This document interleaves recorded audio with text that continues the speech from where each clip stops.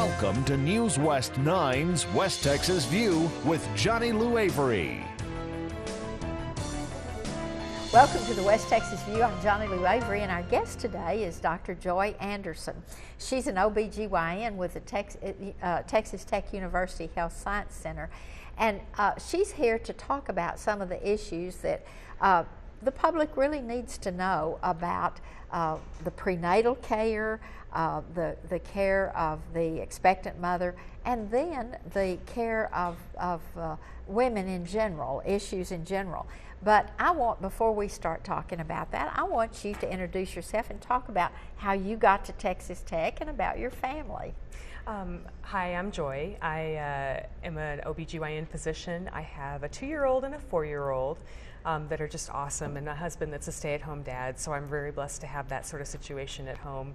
I came here from Tennessee. That was where I was in private practice for 7 years because I got offered an academic position, and that was always what I wanted to do. I'm very excited to be at Tech. I'm very excited to have the opportunity to teach the residents and the medical students, and it's something I've always dreamed of doing. I'm just thrilled. And so being a teaching and a practicing physician, how difficult is that? Is it just a matter of juggling schedules? I think it's better than what it was in private practice, to be honest with you. Because you're seeing and learning more as you go. And they keep me on my toes. You know, I've got to stay up with the things that I need to know in order to teach. And I think we provide better care than probably in a private practice scenario where you're slogging through 50 patients in one day. I have the time to sit down and talk to my patients and have a conversation and start a relationship with them. Versus private practice, you just don't have the time. You really don't. Well, let's talk just a minute about, from a patient's view, what do they find if they decide to come to the Texas Tech University Health Science Center clinic? Are they shuffled from doctor to doctor, or are they kind of used like experiments, or what? Oh, goodness. Because that's sometimes the reputation you get when you go to a teaching hospital or a teaching clinic. That is, and I'll tell you what, my patients were shuffled around more in my private practice. We had 12 doctors there, and it's, you know, you never could tell who was going to be on call, and you never could tell any of that business. There's some of that in obstetrics anyway. You can't always have your doctor delivering your baby. You don't want me after I've been up for 72 hours. Trust me, you want the other doctor on call. But I do think that we try as hard as we can to keep continuity. For one thing, the residents learn better that way. When they know their patients much better than I know them walking in and not having not seen them before. And plus, I think it's more important for the patient because women tend to make relationships with their doctors. We do.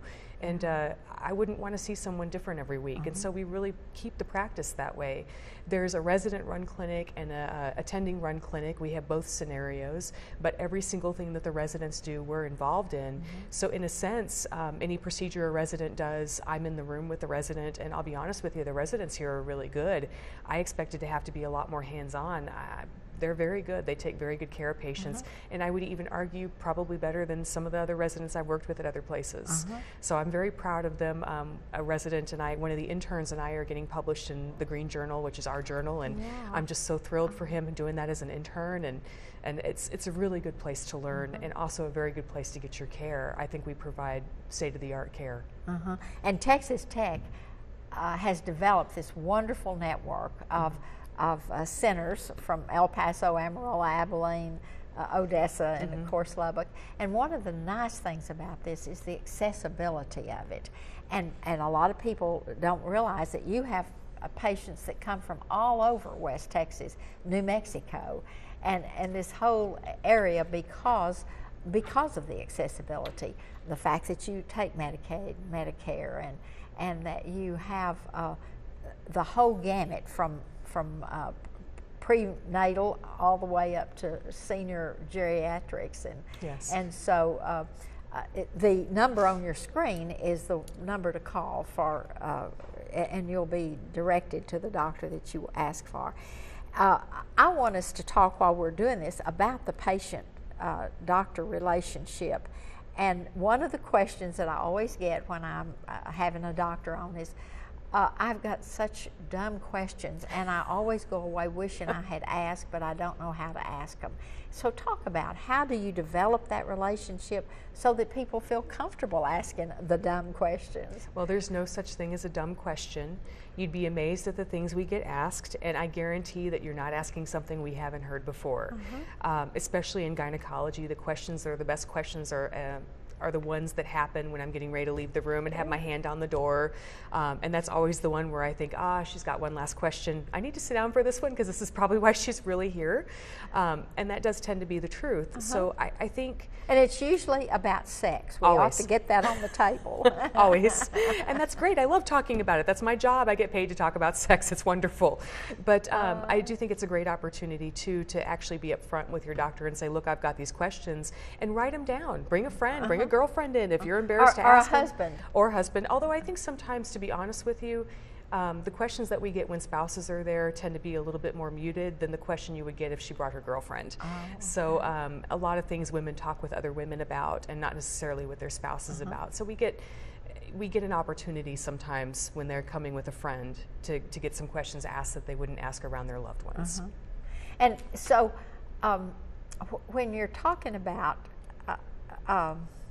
questions that have to do ultimately with the husband and wife relationship, sex, foreplay, whatever it is, do you find that eventually you need the husband there? I think sometimes, particularly when a woman's pregnant and talking about not being able to have sex because she's uncomfortable or been put on bed rest or something like that, I think it's important to have the spouse there to understand why it's important that she shouldn't be having sex, or why it's important that they follow this sort of regimen. And I think a lot of times they can hear it from another woman. So I think sometimes the husband's hearing it from a physician that's a female can help also, and say, you know, look, I've been there myself. I'm a married woman of 13 years with 2 small kids. I understand. I understand what the real life is when we go home in the end of the day. And that's a lot of times what women come and talk to me about. I think the most common thing I hear is, can you give me something to increase my libido? And then when you really sit and talk to them, it's not that. It's that their spouse wants them to have something to increase their libido. It's not a problem for the woman, it's a problem for the spouse. And so we talk about ways to get closer to your spouse, and ways to have a date night, and things that really, to be honest with you, are not medical things. And so a lot of things that come in starting as a medical problem are actually social problems. And I'm happy to talk about that. But that's the same way with stress. Absolutely. They come and say, give me something for my neck that's always tense, and you say, well, these are some things you need to do, exercise more, and so on and so on. Or take some time for yourself. Yeah. Well, so you said any question is a good question, and just because you're uncomfortable asking it doesn't mean I'm uncomfortable answering it. All the time.